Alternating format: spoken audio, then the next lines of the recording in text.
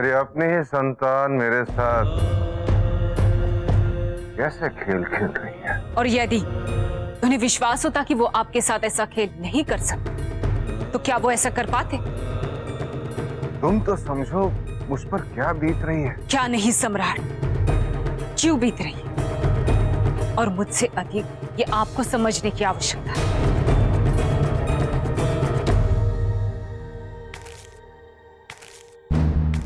स्पष्ट और परोक्ष से की गई बातों के लिए मेरे पास धैर्य शेष नहीं, और ना ही मुझ में अभी कोई धैर्य शेष कि मैं आपसे और कुछ छुपा सकूं। दोष कौरकी का नहीं, दोष हमारे पुत्र की नियति का है, उसके पिता के दृष्टिकोण का है। हाँ सम्राट, अति की भी कोई सीमा होती है। अशोक आपका पुत्र है, आपका रक्त है, और निस्संदेह सबसे सर्वश्रेष्ठ है वो। आपके सभी पुत्र यदि किसी ने पुत्र धर्म निभाया है तो आपके इसी दासी पुत्र ने 14 वर्ष उसको आपसे दूर रहना पड़ा। उसके पश्चात भी वो आपसे प्रेम करता है, आपका सम्मान किया।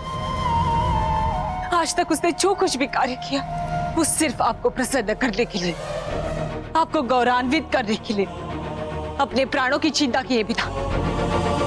बचपन से लेकर आज तक उसने सदैव आपकी दृष्टि में अपने आप को योग्य सिद्ध किया है।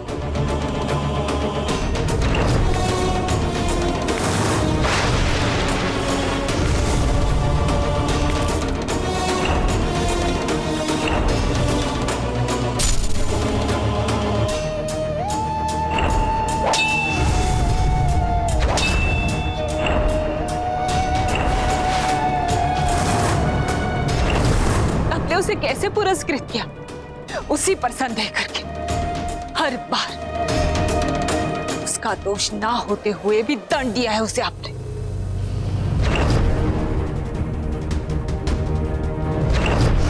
अशोक, तुमने अपने छोटे भाई की हत्या कर दी, प्राण ले लिए उसकी। बिंदुसार मौर्य, तुम्हें ना केवल इस राज भवन से अपितु मगध साम्राज्य से भी निर्वासित करता हूँ। और आज भी उसकी मंशा समझे बगैर उस पर तलवार उठा दिया आपने। यदि मैं अपने प्राण लेने की चेष्टा ना करती तो आप दोनों में से किसी एक प्रिय को मैं आज खो देती। मेरे पुत्र की मंशा कभी भी दोषित नहीं रही है। उसने हर बार सिद्ध करके दिखाया कि उसने जो भी कार्य किया है, जो भी लड़ाई लड़ी है, इस स्वार्थ होकर मगध के हित में, और किसी पर नहीं, पर आपके कुलगुरु आचार्य चाणक्य के निर्णय पर भी आपको विश्वास नहीं? यदि अशोक में कोई भी दोष होता तो क्या आचार्य चाणक्य अपनी स्वप्न की पूर्ति का दायित्व उसे सौंपते? नहीं, उन्होंने किसी और को नहीं, हमारे अशोक को ही चुना। और उसके पीछे सिर्फ एक ही कारण था सम्राट, यही उसकी नियति है। आचार्य चाणक्य ने अशोक पर तब विश्वास किया था जब वो छोटा था। अनेक बाधा और संकटों के पश्चात उनका विश्वास नहीं छूटा। फिर भी मेरा पुत्र सदैव षड्यंत्रों का केंद्र बिंदु बना। जानते हैं किसकी दुर्बलता का प्रमाण है? आपकी।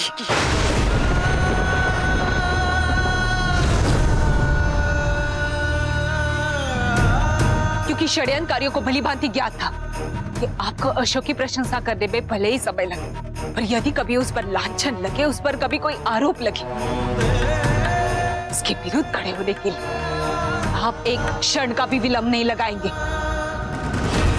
इतने अपमान, इतना विश्वासघात, इतना सब कुछ सहन करने की पश्चात आज भी वो हिमालय की तरह टल खड़ा है, मगध पर आने वाले हर संकट को रोकने के लिए। अचंभा होता है मुझे ये देख करके, जो पुत्र अपने पिता के लिए, अपनी मातृभूमि के लिए इतना सब कुछ करता है, अपने प्राण न्यौछावर करने के लिए तैयार है, उसके पिता उसे ऐसे बहरबार रखते हैं। किस लिए? क्या आपको विश्वास है कि अशोक आपकी हर बात सहन कर ले? क्या यही तात्पर्य है आपका जब आप कहते कि अशोक आपका प्रिय पुत्र है? नहीं, यदि ये प्रेम है सम्राट, तो तो अशोक के लिए मैं इसे वरदान है, अभिशाप मानती हूँ। माता पिता अपना सर्वस्व निछावर करते थे, ये तो दुर्भाग्य।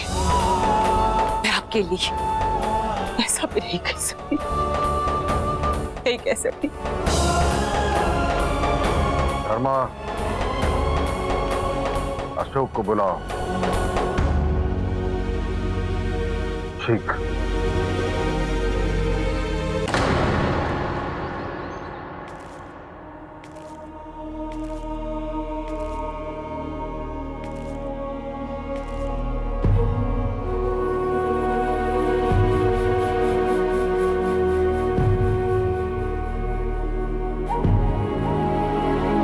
तुम्हारी मां ने जो कहा, यदि वो सत्य है तो तुम्हें बहुत कुछ कहना है मुझे। आज मेरे कारण आपको सबके समक्ष लज्जित होना पड़ा। आज मेरी नहीं, तुम्हारी बात का समय है पुत्र। मुझे संपूर्ण सत्य बताओ, वो सत्य जो अब तक मेरी दृष्टि से छिपा रहा, मेरे आसपास रहने वालों का सत्य जो मैं देखकर भी पहचान न सका।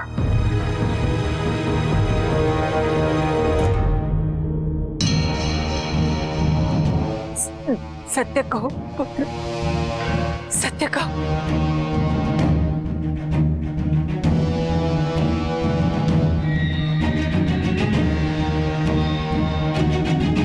गुरुवर चाणक्य की मृत्यु से पूर्व मेरे लिए एक संदेश छोड़ गए थे, जिसमें उन्होंने ये लिखा था कि हमारे घातक शत्रु वो नहीं है जो इस भवन के बाहर है, अपितु वो है जो इस भवन के भीतर। गुरुवर का संकेत स्पष्ट रूप से मेरे भाई राजमाता हेलेन, महारानी चारुमित्र और महामात्य की ओर था।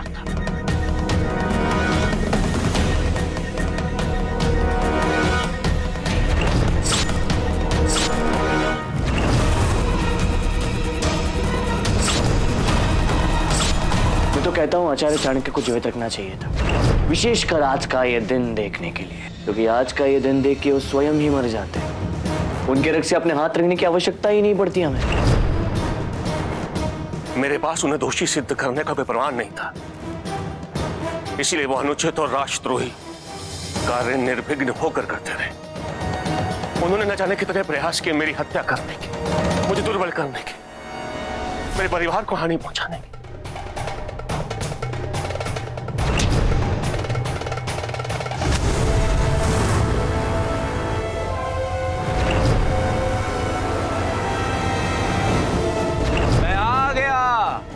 बाहर आओ अशोक।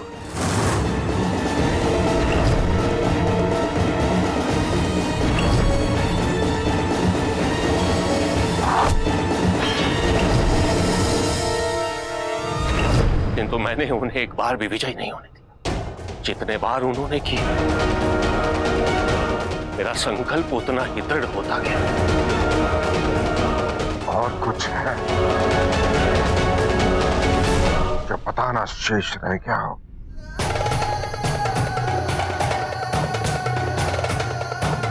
सियामक जस्टिन और नूर का पुत्र है।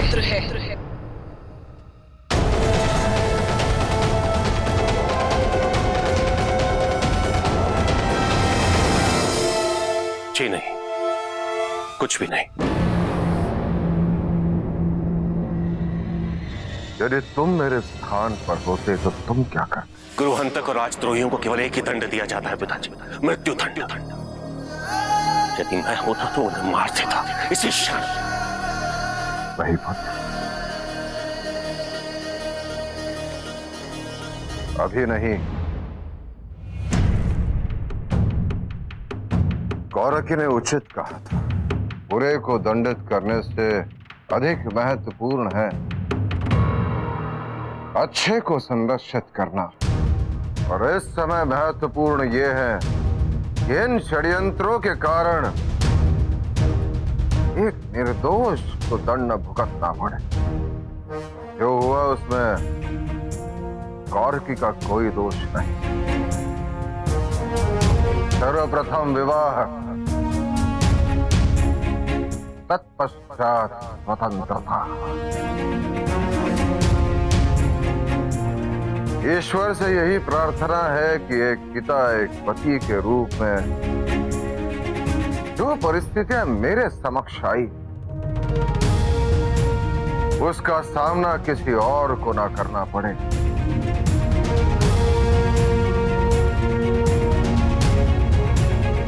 आज मैं चंद्रगुप्त मौर्य का पुत्र मगध सम्राट बिंदुसार मौर्य तुम्हें वचन देता हूं।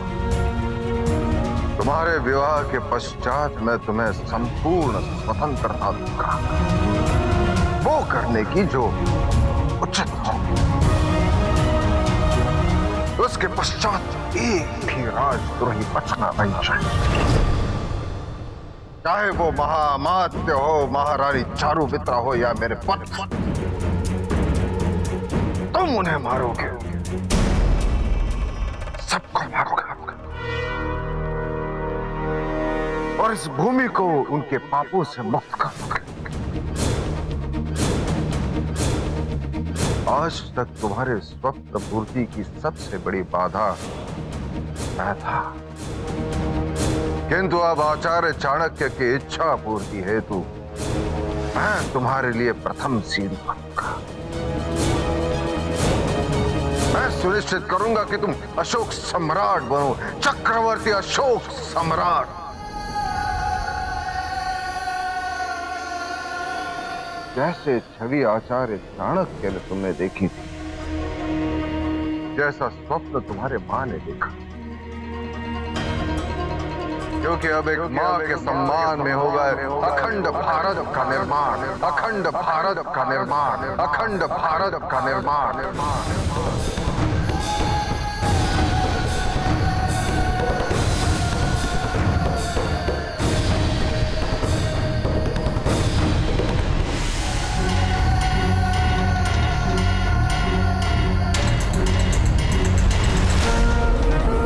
विजयी भव।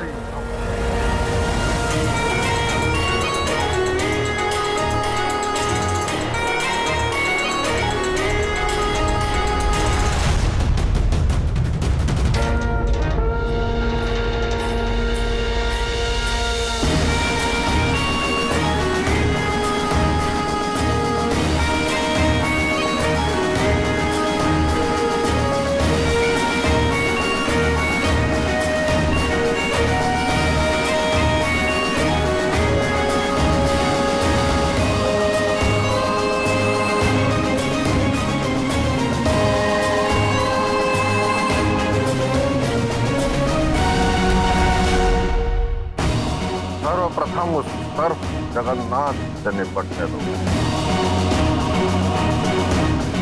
ताकि यह विवाह आबादित रूप से संपन्न हो सके। क्या वो अपनी स्वीकृति देंगे? अवश्य देंगे।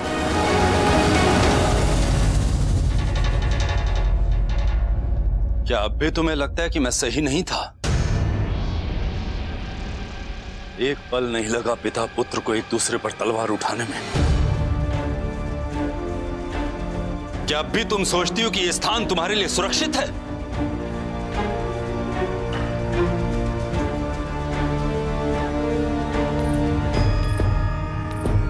देखो पुत्री, तुम्हारे पिता इस संकट से निकलने के लिए कोई न कोई मार्ग अवश्य निकाल लेंगे, परंतु तुम्हें हमारे साथ वापस चलना होगा। ये स्थान तुम्हारे लिए योग्य नहीं है, तुम यहाँ कभी सुखी नहीं रह पाओगी। कोई भी माँ अपनी कन्या के लिए ऐसा ससुराल नहीं चाहेगी। यदि आपको अपनी पुत्री की इतनी चिंता होती तो सबसे पहले आप अपने पति को रोकती। हमारे पारिवारिक समस्याओं में हस्तक्षेप करने का अधिकार नहीं है तुम्हें। आपने जो अपराध किया है उसका दंड सम्राट आपको अवश्य देंगे।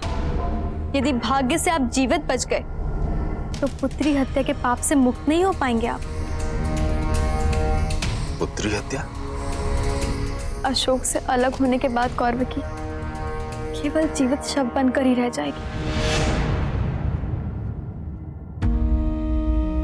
मैं आज उस राजा जगन्नाथ के पास नहीं आई हूं जिसे मैंने नदी के तट पर अपनी पुत्री की मृत्यु पर रोते बिलखते देखा था, बल्कि आज मैं उस क्रूर निर्दयी पिता के समक्ष आई हूं तो अपने स्वार्थ के लिए अशोक का विवाह कौरवकी से नहीं होने देना चाहता। यदि आपने ऐसा किया तो कौरवकी जीते जी कई बार मरेगी।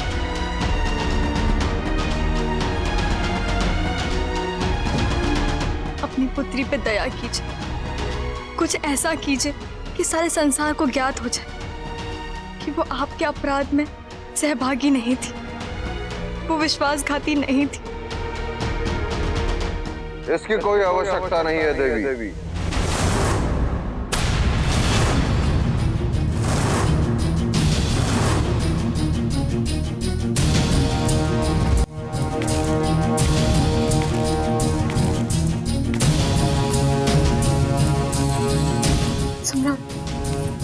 जो सत्य अनावृत हुआ उसके आधार पर निश्चित मेरा विवाह टूट जाएगा।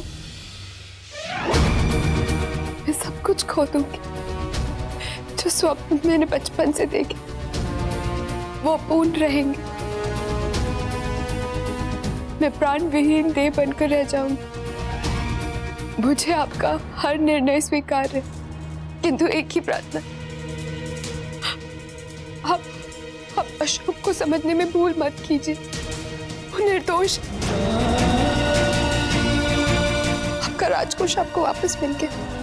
मैं मगध से हमेशा के लिए लौट जाऊं, कभी वापस नहीं आऊंगी। मेरे पिता को क्षमा कर दीजिए। उन्होंने जो भी किया विवाह तोड़ने के लिए किया। वो संरक्षक पिता की भांति मेरा हित चाहते थे। इनको क्षमा करके मगध और कलिंग के बीच जो पैर उसे समाप्त होने दीजिए, अन्यथा अशोक का स्वप्न पूरा नहीं होगा। अशोक मेरे बिना जीवित रह सकता है, किंतु अपने गुरु के स्वप्न के बिना नहीं। उसे इतना बड़ा दंड मत दीजिए सम्राट, मत दीजिए। कौरकी,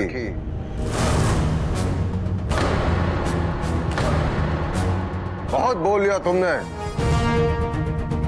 अब जो मुझे कहना है वो सुनो। जैसे ही मुझे ज्ञात हुआ कि आपने मेरा गोश्त चुराया, सर्वप्रथम मेरे मन में आया कि इस तलवार से आपके शीश को धड़ से अलग कर दूं और मगध के चौक पर लटका दूं, ताकि मगध के लोग ये देख ले कि राजकोष चुराने का परिणाम क्या होता है।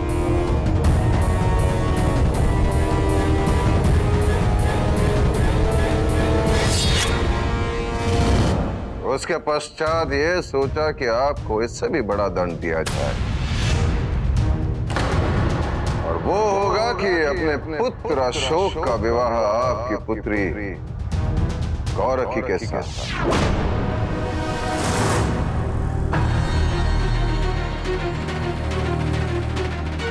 विवाह तो करवा देंगे आप, परंतु मेरी अनुमति, मेरी इच्छा के बिना आपका पुत्र अशोक इस विवाह के लिए तैयार नहीं होगा। आपको किसने कहा कि यह विवाह आपकी इच्छा, आपके सम्मति के बिना होगा? क्योंकि कुछ तो होगा जो आपको इस विवाह की अनुमति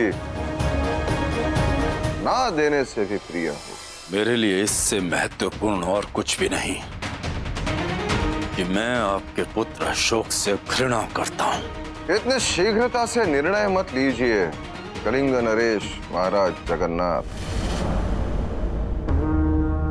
सोचिए, अच्छे से सोचिए, क्योंकि ऐसा अवसर बार बार नहीं मिलता कलिंग नरेश। और जब भी सोच ले तो आप निसंकोच कहिए, क्योंकि आपकी सम्मति का कोई भी मूल्य चुकाने के लिए मैं तैयार हूं।